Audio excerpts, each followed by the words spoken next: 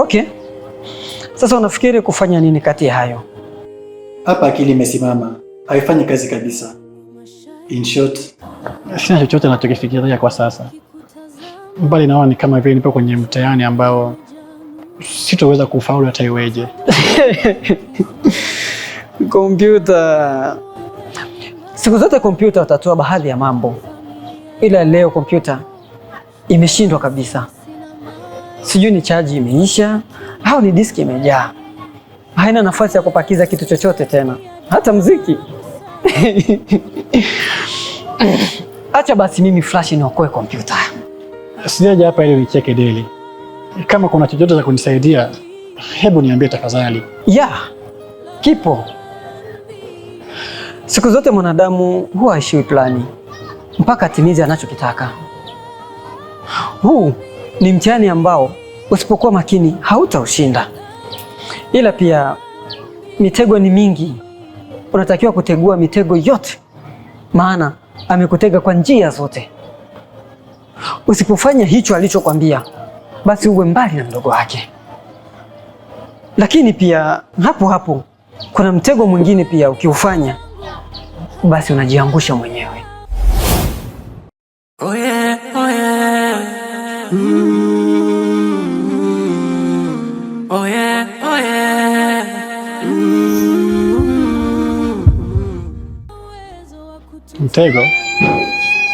Mtego upi? Ukisema uende kujitambulisha, atakata mali ambayo wewe hautokuwa na uwezo wa kutoa. Mfano, anaweza akaomba mali $3,000, $8,000. Je, wewe una uwezo wa kupata hiyo pesa ndani ya miezi miwili? Jibu ni hapana. Hapo ndipo tayari atakuwa amekushinda. Hebu niambie tunafanyaje sasa? Zipo njia mbili ambazo ni hatari. Itabidi tuchague moja ili tutumie kwa ajili ya ushindi. Hebu twende darasani nikufunze. Njia ya kwanza ni kutoroka na mpenzi wako na mkaenda sehemu pasipojulikana. Inaweza kukufanya wewe na mpenzi wako mkaishi huko, lakini hii njia ina hatari, maana utashtakiwa kwa kumtorosha mtoto wa mtu na mtatafutwa kila mahali. Endapo mtagundulika sehemu mlipo, inaweza kukupelekea kufungwa au kuuawa. Lakini pia inaweza ikaleta picha mbaya kwa wanadamu na kukulaumu kwa nini ulimtorosha mtoto wa watu.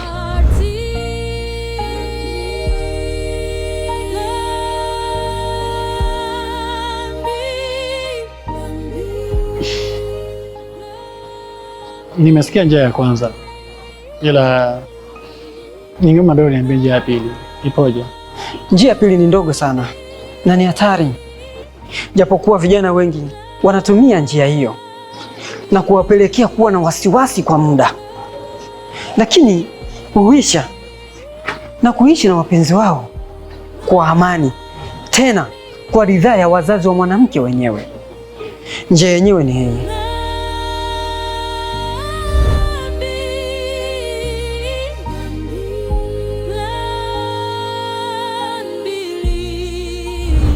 Akiendelea kunipangia nini nifanye, tamvunjia heshima bila kujali ukuu wake kwangu.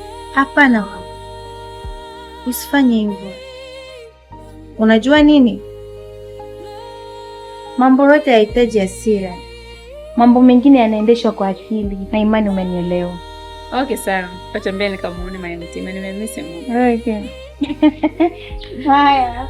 Hata giza hali ya uwezo wa kututenganisha, ninaogopa kesho, lakini penzi letu ni imara. Hata mimi ni maskini, moyo wangu umejaa pendo la kweli, kwa sababu upendo wetu hauna masharti.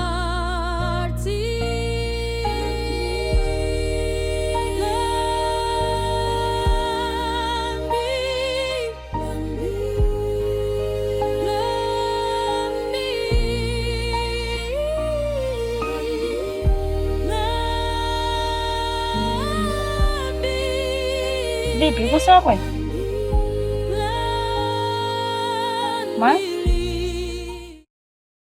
Sipo sawa.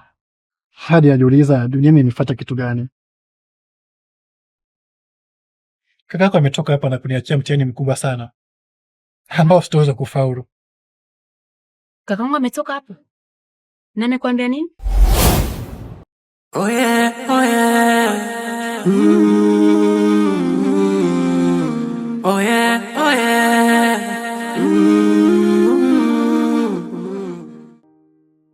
Gode, mimi ni maskini nisiyojiweza.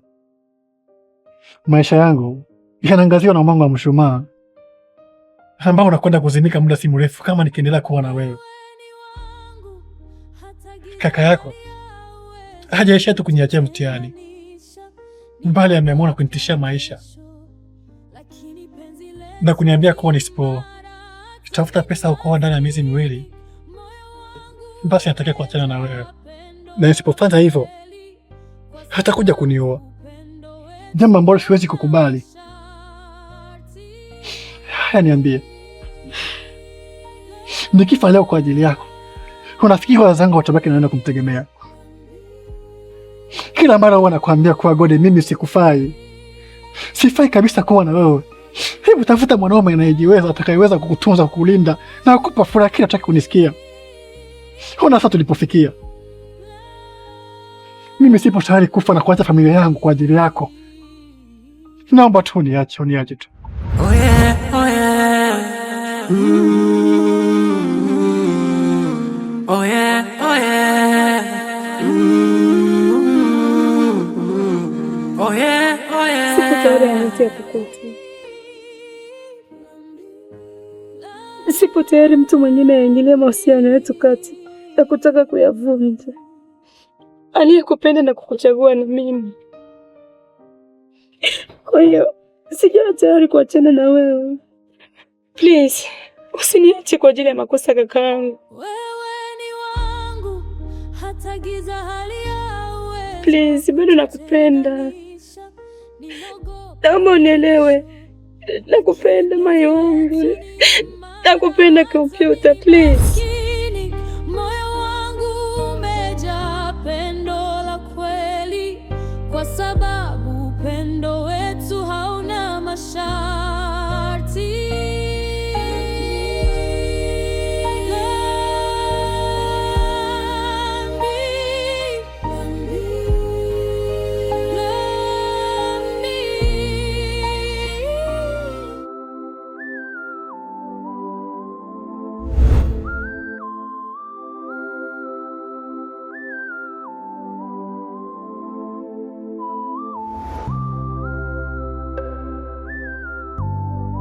Imekuwaje dada? Umekuwa kama mwizi hivyo. Umekuwa mwenye hofu nyingi na kustuka unaponiona. Unakuja kwa nyumbani kwenu? Sikiliza, kuna sehemu naenda na sikutaka mtu yote yule ajue kuhusu kuondoka kwangu. Ndio maana nimekuja na kuondoka kama mwizi. Au kutaka mtu yote ajue hadi sisi ndugu zako? Niambie, unaelekea wapi sasa?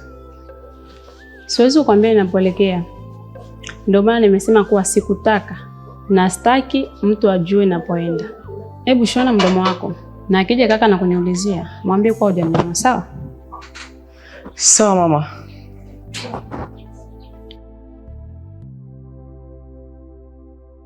Sasa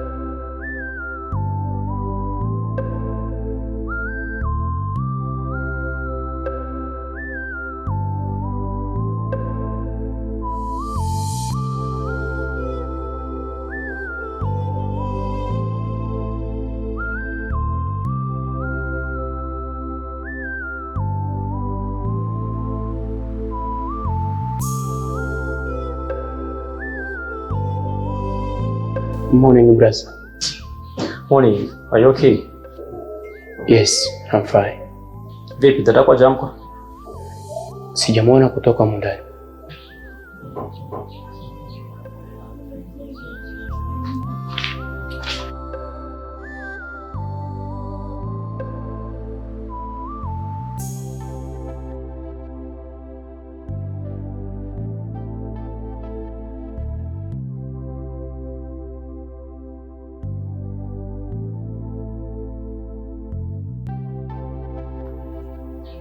Mbona kama chumbani kwake hamna mtu?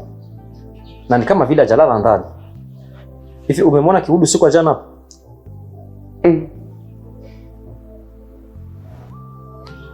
Umemwona kirudi siku ya jana hapa? Hapana. Sijamwona hapa akirudi usiku. Ila mchana ndo nimemwona akitoka huko ndani na begi. Kama vile anatoroka. Kwa? Yaani ina maana Gode katoroka hapa ndani? Ndio. Yaani umemwona mtu akitoroka, alafu ukamwacha hali ya bila kumzuia. Mimi wajana. Alifunga mdomo. Kumshenzi sana. Yaani wewe kama mwanaume, dada yako anatoka hapa ndani unashinda kumzuia.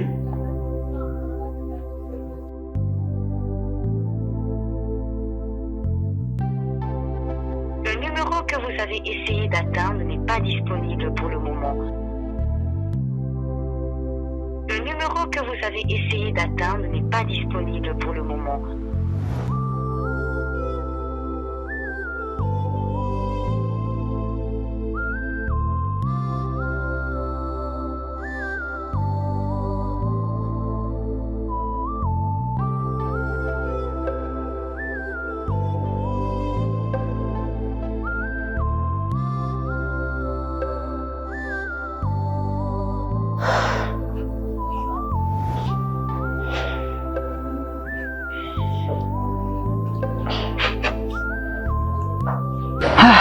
Kompyuta. Katika maisha binadamu wengi sisi wenyewe ndo tunajitafutia matatizo. Mimi sioni sababu wewe kuendelea kukaa na yule mwanamke pale nyumbani. Na ukiendelea kung'ang'ania kukaa na yule mwanamke ni sawasawa mtu ambaye anaona mtego wa panya alafu akachukua kidole chake kujaribu kama ule mtego unatumika. Unawezaje kuendelea kukaa na mwanamke ambaye ametoroka nyumbani kwao? Halafu na unajua wazi kuwa kaka yake hakutaki.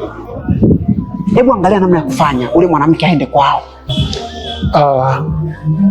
Kusema kweli rafiki yangu, hata mimi pia sifurahikie kuendelea kuishi hapa kwangu, na sikufikiria kuwa anaweza akachukua maamuzi makubwa kama aliyochukua ya kutoroka nyumbani kwao na kuja kuishi na mimi hapo. Nimeshajaribu mara nyingi tu kumwambia kuwa nataka kurudi kwao, ila hataki kunisikia. Nimeshajaribu kabisa. Namwambia Gode, sio fresh kuishi hapa, rudi nyumbani kwenu, hataki kunisikia rafiki yangu. Hivi kompyuta, yule mwanamke ambaye anaweza kukushinda wewe ili asiende kwao? Kompyuta, mbona kazi ndogo tu hiyo wanaume wengi wanaifanya? Hebu jaribu kufanya hivyo ndugu yangu. Okay, sawa, nasikia, ila tajaribu, na kama kuna uwezekano ndio unisaidie kumwambia. Mhudumu unachelewa bwana. Wahudumu hao hapa shida.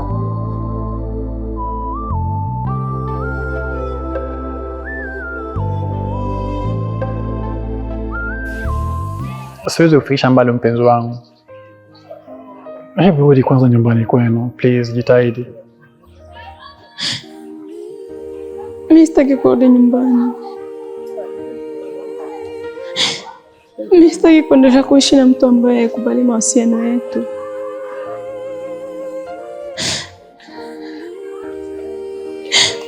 Nakupenda na mimi sitaki kukupoteza. Kwa nini unaniforce nirudi kwetu?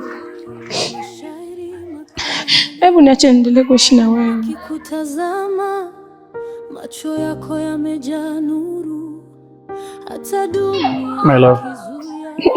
Yes baby. Look at me.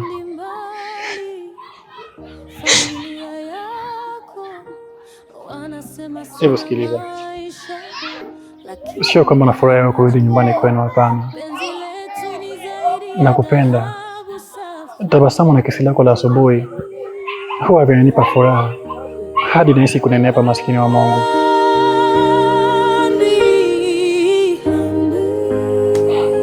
Nafanya yote kwa ajili ya usalama wetu wa kesho, baby. Furaha yangu ni wewe kuwa na furaha. Najua vizuri kuwa furaha yako ni mimi kuendelea kuwa na wewe milele. Nimeshakwambia kuwa na nakuahidi kuwa siwezi nikakubali mtu yeyote ile aingilie mahusiano yetu, na siwezi kumruhusu kaka yako aharibu furaha yetu. Hebu rudi nyumbani kwenu kwanza, na mimi nibaki nikiangalia namna gani naweza nikaja kuchukua. Sawa baby? Kurudi nyuma haimaanishi tunakimbia vita. Okay? Wewe ni wangu, hata giza hali ya uwezo wa kututenganisha. Ninaogopa kesho, lakini penzi letu ni imara. Hata mimi ni maskini, moyo wangu umejaa pendo la kweli, kwa sababu upendo wetu hauna masharti.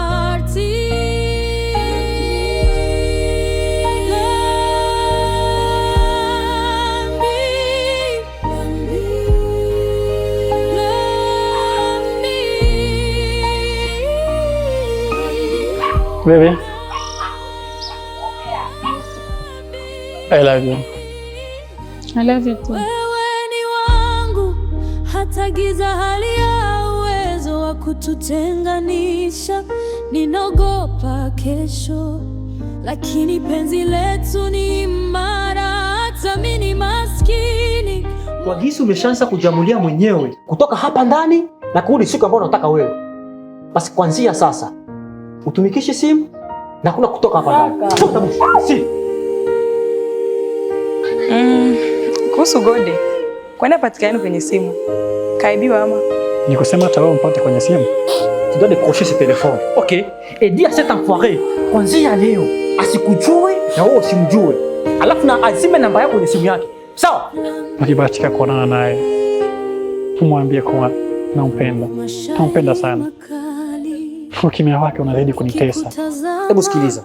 Kama ni usharati, kamfunze mama yako, kamfunze shangazi yako, kamfunze dada yako, ikibidi hata kamfunze na kamboka ambao alikufa, umfunze tabia mbovu ya usharati. Sitaki mdogo wangu. Familia yako wanasema sina maisha, lakini hawajui penzi letu ni zaidi ya dhahabu safi.